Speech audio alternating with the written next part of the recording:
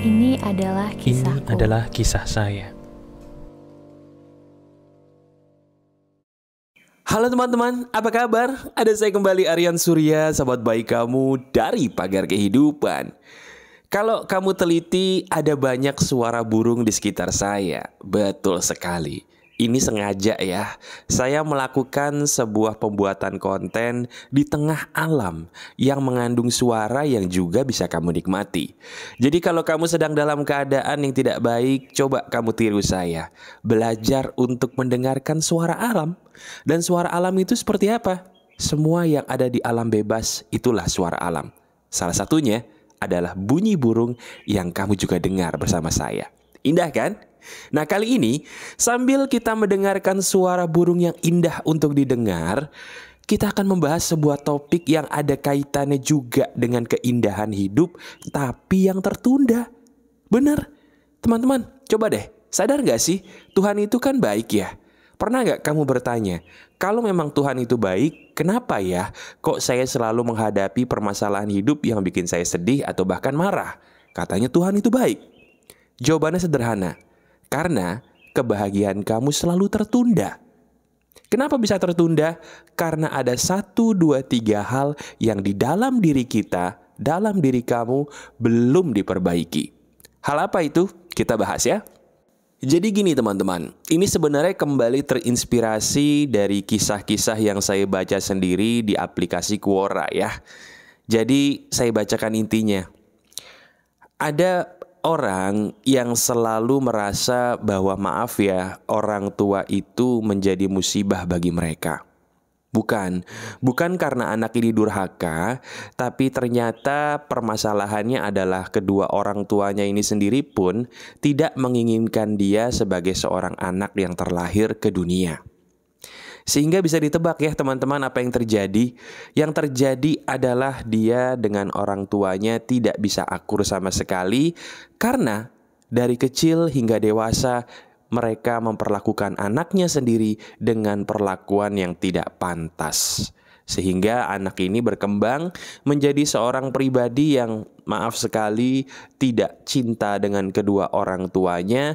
Bahkan ada perasaan dendam di dalam hatinya ketika mengingat perilaku kedua orang tuanya terdahulu.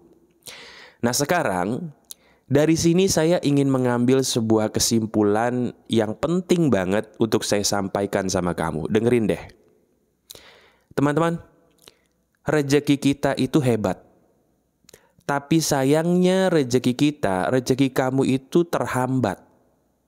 Terhambat oleh apa? Terhambat oleh kebencian yang masih ada dan bersarang di dalam batinmu. Saya ulangi ya. Tuhan itu kan baik, Tuhan itu maha pengasih lagi maha penyayang. Kenapa kamu kok suka kayaknya bingung dengan masalah apapun yang hadir dalam hidup kamu? Dalam diri kamu, sadar atau tidak, kebahagiaannya tertunda karena ada rasa benci yang bersarang loh di dalam batin kamu yang secara sadar atau tidak sadar tidak bisa kamu maafkan. Teman-teman, setiap orang punya masalah ya. Setiap orang punya kekecewaan. Saya juga sama, setiap orang. Tapi kenapa kok ada orang yang kecewa tapi rezekinya baik-baik aja, sementara maaf nih, mungkin kayak kamu mengalami kekecewaan sih iya mas, tapi kok efeknya ke rezeki saya ya jadi seret, jodoh saya ya jadi susah. Kenapa ya? 1, kamu kecewa dan belum bisa memaafkan kekecewaan yang terjadi dalam hidupmu sendiri. Dan saya punya sebuah kabar yang mungkin mengagetkan kamu ya. Kebencian yang paling berdampak buruk bagi rezeki kita adalah kebencian terhadap orang terdekat. Titik. Saya ulangi. Kebencian yang paling berdampak buruk bagi rezeki kita itu adalah kebencian kepada orang-orang terdekat kita. Siapa orang terdekat kita? Betul, salah satunya adalah orang tua kita sendiri. Nah sekarang saya jabarin dan saya jelaskan ya, supaya kamu jelas. Kenapa mas? Kenapa kebencian kepada orang terdekat, khususnya orang tua, itu yang menghambat rezeki saya paling berat dibandingkan kebencian saya kepada orang lain selain orang tua? Gini, kamu jujur ya. Jujur jawab dalam hati aja. Sadar nggak sih kalau kamu lagi benci sama orang yang nggak kamu kenal? Nggak enak sih, nggak enak. Tapi bandingin deh kalau kamu lagi benci maaf banget sama orang yang paling kamu kenal, paling kamu deket. Benar nggak rasa bencinya itu paling kerasa kalau kita maaf sedang benci banget sama perilaku orang yang sayangnya deket sama kita? Iya kan? Nah itu dia. Semakin besar rasa benci di hati kita, semakin besar pula hambatan rezeki kita. Paham di situ? Masuk akal? Logis? Nah itu penjelasan secara ilmiahnya. Sekarang kamu sadar ya? Bagus. Nah sekarang kalau kita sudah sadar sampai di sini teman-teman, coba deh kita renungkan ya. Renungkan bersama dengan saya. Kamu nih maunya apa? Halo? Kita ini maunya bawa hidup kita sendiri ke arah mana sih teman-teman? Kita mau melihat ke depan atau terus-terusan mengingat-ingat hal buruk yang udah ada di belakang? Saya tahu, saya paham banget bahwa itu semua menyakitkan ya buat diri kamu. Paham saya. Tapi sekarang coba, kamu cinta nggak sih dengan diri kamu sendiri? Halo? Diri kamu cinta nggak dengan diri kamu sendiri? Kalau cinta itu harus ada buktinya loh. Apa bukti cinta kamu terhadap diri kamu sendiri? Betul. Bukti paling nyata kalau kamu cinta dengan dirimu sendiri adalah kamu mikirinnya fokus ke depan. Bukan fokus ke belakang. Mentang-mentang itu menyakitkan, mentang-mentang itu parah buat kamu, bukan berarti dong harus kita pikirin terus. Kenapa? Dipikirin tidak membuat semuanya berubah lebih baik, bukan? Terus ngapain kita pikirin? Kan kurang kerjaan. Nah, sebentar, saya tahu kamu mungkin akan bertanya, nggak gitu mas. Saya pikirin itu karena memang dulu itu menyakitkan bagi saya. Saya tahu saya harus memaafkan, tapi saya nggak bisa mas. Karena itu menyakitkan sekali buat hidup saya. Betul nggak? Benar, itu yang ada di benak kamu ketika saya bilang hal apapun yang ada kaitannya dengan kebencian kepada orang terdekat kamu. Susah ya buat maafin ya. Nah itulah gunanya kamu menonton video ini. Secara nyata, logis, masuk akal, saya akan mengajarkan bagaimana sih cara kita bisa memaafkan orang-orang yang membuat kita sorry banget nih. Jadi kurang bisa memaafkan mereka dengan semestinya. Ada caranya mas? Ada. Sekarang coba kamu dengarkan, nanti pelan-pelan kamu praktekin ya. Kalau kamu benar-benar cinta dengan diri kamu dan mau fokus ke masa depan. Oke? Bisa? Bisa kalau mau. Gini caranya. Pertama, saya akan mengambil contoh. Anggap saja, maaf kalau benar, diri kamu sedang bermasalah dengan kedua orang tua. Dan saya akan ambil contoh, seandainya kedua orang tua kamu masih hidup ya. Nanti bagi yang kedua orang tuanya sudah dipanggil Tuhan, akan saya jabarkan caranya di video ini juga kok. Ya, kamu fokus aja dulu, dengerin. Kalau orang tua kamu masih hidup dan kamu ingin bisa secara sekejap memaafkan mereka, cukup lakukan dua hal. Dua hal aja, nggak banyak kok. Apa itu mas? Yang pertama, ini justru paling susah dan paling aneh tapi masuk akal. Apa coba? Betul. Kamu hubungi mereka. Ketika kamu menghubungi mereka, kamu cukup katakan begini. Pak atau Bu, terima kasih ya sudah menjadi orang tua yang baik buat saya. Pak, terima kasih ya sudah menjadi ayah yang baik buat saya. Bu, terima kasih ya sudah menjadi ibu yang baik untuk diri saya selama ini. Mereka akan bingung. Bahkan mungkin mereka akan menganggap kamu tidak jelas. Tapi sadar deh, coba kamu nanti praktekin ya. Ketika kamu melakukan hal itu, di saat itu juga rasa benci kamu berkurang jauh kepada mereka. Boleh dicoba. Boleh dicoba. Ya.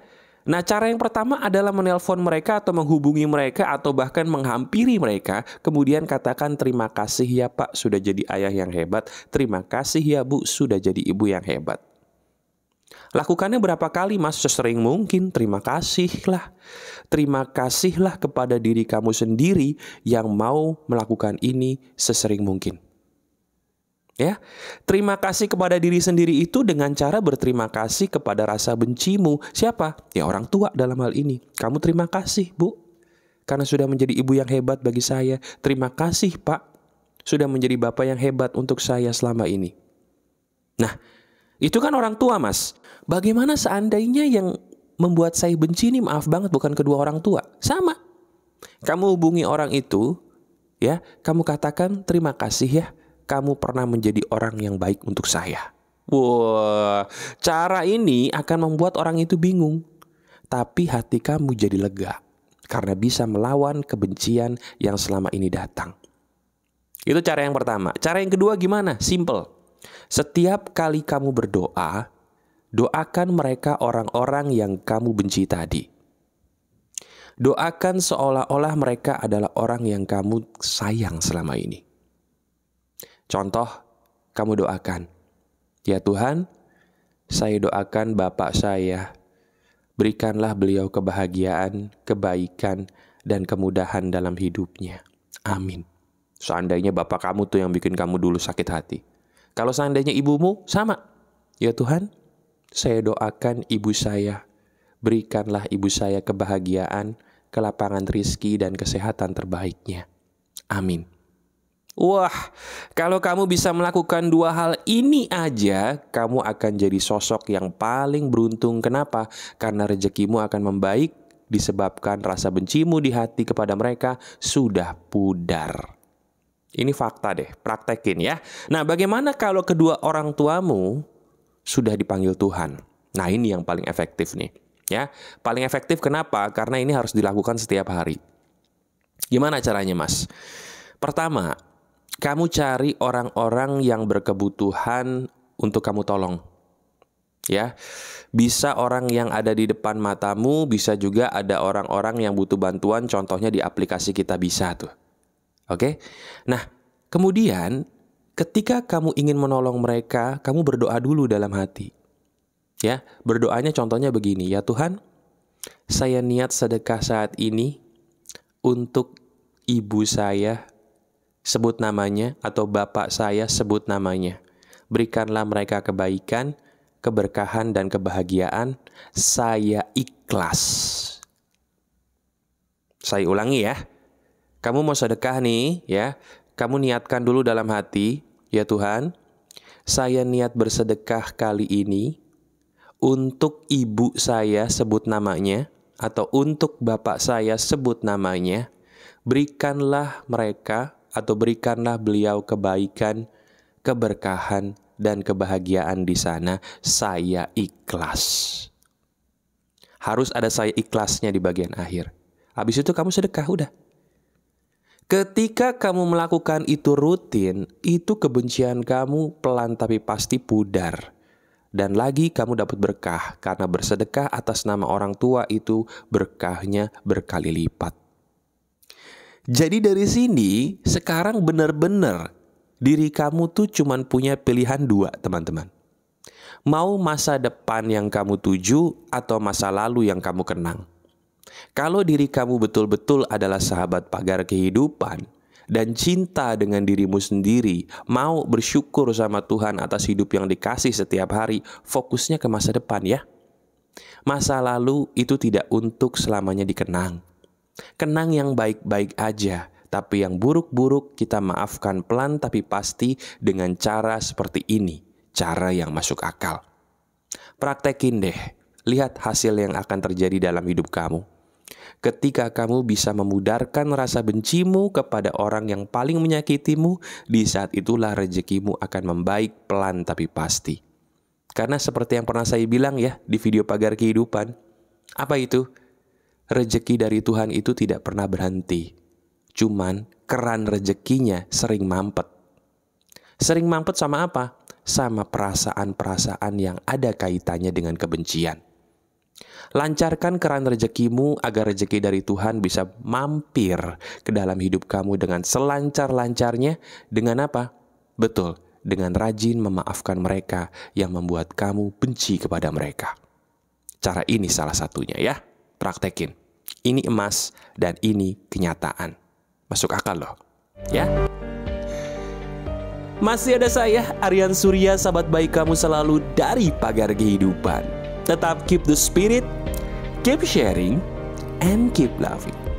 Bye-bye.